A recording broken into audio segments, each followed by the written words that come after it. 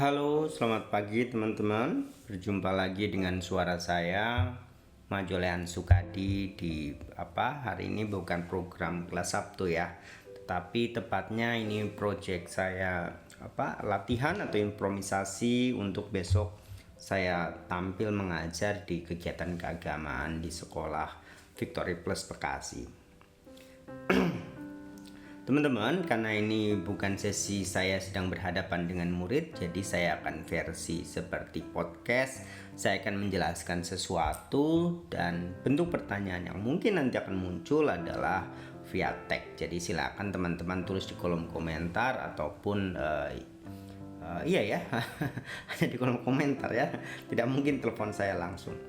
Baik, teman-teman, berkaitan tadi acara yang akan saya ikuti yaitu acara keagamaan, keagamaan di sekolah ya. Ini kegiatan yang sangat positif tentang bagaimana kita mengajarkan siswa untuk mengembangkan toleransi hidup sesama.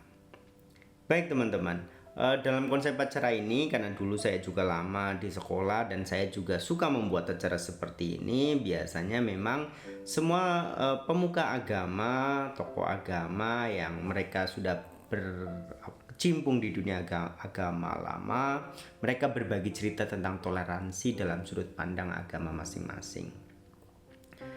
Berkaitan itu nanti saya hanya saya pendamping ya di komposisi ini. Nanti ada Mas Andrianto yang membicarakan di awal tentang apa itu toleransi beragama dalam sudut pandang agama Buddha.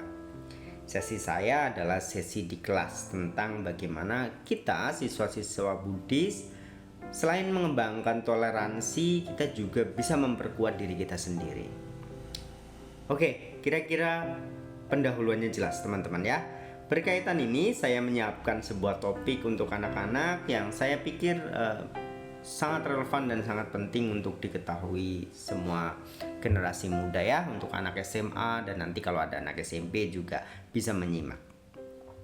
Judul yang saya bagikan adalah regenerasi Buddhis yang penuh cinta kasih. Tapi saya buatnya adalah generasi Buddhis yang penuh dengan cinta kasih. Kalian semua adalah generasi Buddhis yang pastinya nanti hari ini masih fase belajar, tapi dalam kurun waktu mungkin 15 atau 20 tahun ke depan kalian yang memegang estafet regenerasi ini.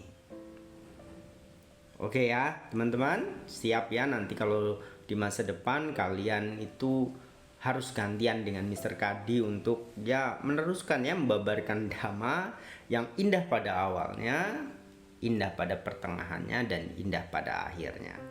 Dharma Sang Buddha. Berkaitan topik ini, Mr. Kadi ada satu pengetahuan sebagai bungkus dari semua acara kita hari ini, yaitu tentang literasi keagamaan. Literasi keagamaan dan lintas budaya. Di bagian depan, saya ingin coba tanya ke kalian. Di antara kalian ada yang tahu nggak maksud kata literasi itu apa? Ya, literasi itu kemampuan kita membaca, memahami, dan mengetahui sebuah informasi. Ya, tetapi Mr. Kadi mau tambahkan, tidak hanya berhenti di sana. Bukan hanya kemampuan kita mengetahui dan memahami, tetapi harus ditambahkan. Kalau belajar Buddhis itu harus ada unsur praktek. Bagaimana kita mengetahui, memahami, dan kita juga mempraktikkan apa yang kita pelajari dengan baik di kehidupan sehari-hari. Yang baik kita praktekkan. Pengetahuan-pengetahuan yang sifatnya larangan ya kita juga kita hindari ya, kita jangan lakukan gitu. Misalnya jangan membunuh, berarti kita berpraktek cinta kasih, metta karuna. Berkaitan kompetensi ini, sebagai seorang pelajar yang baik, kalian belajar agama harus bisa nih 3 kompetensi ini, yaitu bagaimana kita bisa kompetensi pribadi dalam diri kita. Artinya nih teman-teman, kompetensi pribadi adalah memahami agama kita sendiri dengan baik. Kita belajar agama kita sendiri dengan baik dan kita juga mempraktekkan ajaran agama yang kita pelajari dalam kehidupan sehari-hari. Oke, pastinya di sini nanti guru agama kalian Pak Senet pasti selalu ngajarin kalian. Kalian itu praktek Pancasila Buddhis ya, jangan bunuh, jangan curi, jangan nakal, jangan suka bohong, jangan makan atau minum yang berlebihan lah ya, yang pokoknya bikin kita tidak baik. Kompetensi pribadi itu salah satu ajaran agama. Ya, kita dilarang untuk menyakiti makhluk lain. Kompetensi pribadi artinya kita memahami agama kita dengan baik. Di sini semuanya sudah paham agama sendiri dengan baik ya, harusnya sudah. Baik, berkaitan yang kedua, karena kita hidup di masyarakat, kita selain kita rukun dengan agama kita sendiri, dengan teman-teman sesama Buddhis, kita juga nanti harus wajib dengan non-Buddhis ataupun dengan semuanya ya. Saya tidak menggunakan kata non, tapi saya ingin lebih cocok menggunakan ya dengan teman kita semuanya. Kita harus diusahakan, kita harus bisa dan mampu untuk bekerja sama dengan semuanya.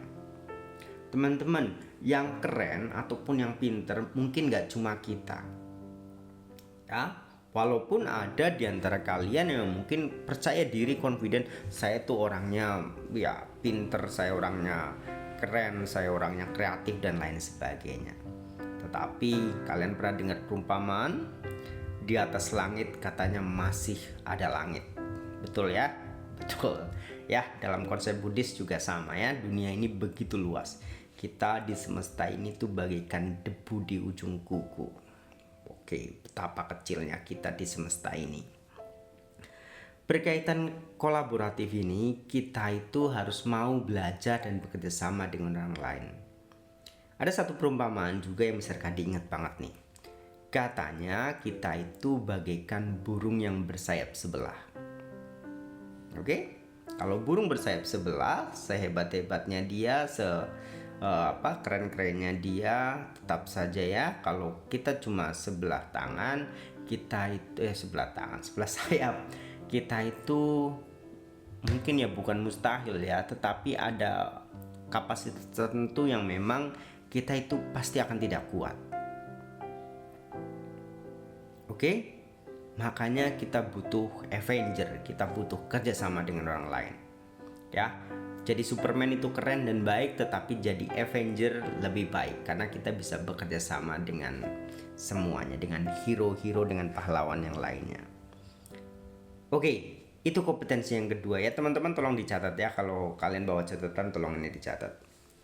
Yang ketiga, kita itu karena dalam proses kerjasama kita hidup di masyarakat, pastinya nanti memang kita harus setuju untuk tidak setuju dengan orang lain, tetapi kita harus bisa belajar mengambil sesuatu yang baik atau mencontoh dari sesuatu yang baik dari tempat teman kita yang lain. Ya, tadi Mr. Kadi katakan di depan, yang keren atau yang mau keren itu nggak cuma kita. Ya, tetapi orang lain juga sama, orang lain juga mungkin malah kerennya itu kebangetan, kerennya itu lebih keren dibanding kita, makanya kita harus mencontoh. Oke, dulu Mr. Kadi waktu kuliah, ketika Mr. Kadi masih suka gambar ya, Mr. Kadi tuh inget kata dosen Mr. Namanya bukan Pak Hudi tapi Pak siapa gitu, ada Didinya gitu. Beliau itu bercerita ke Mr.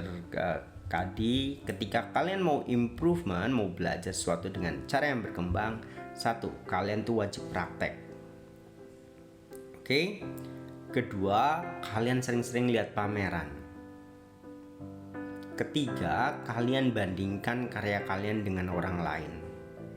Oke, kalau perlu tuh minta komentar dari orang lain, karya kita tuh bagaimana, supaya kita tuh terus berkembang. Kita tidak stagnan ya. Kalian generasi hari ini remaja pasti sedang pribadi yang sedang berkembang untuk nanti mencapai satu titik versi the best kalian masing-masing.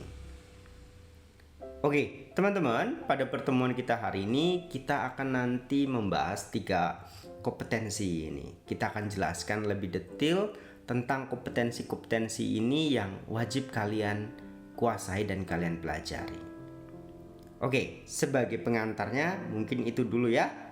Oke, nanti kita di sesi setelah ini sebentar kita masuk penjelasan kompetensinya.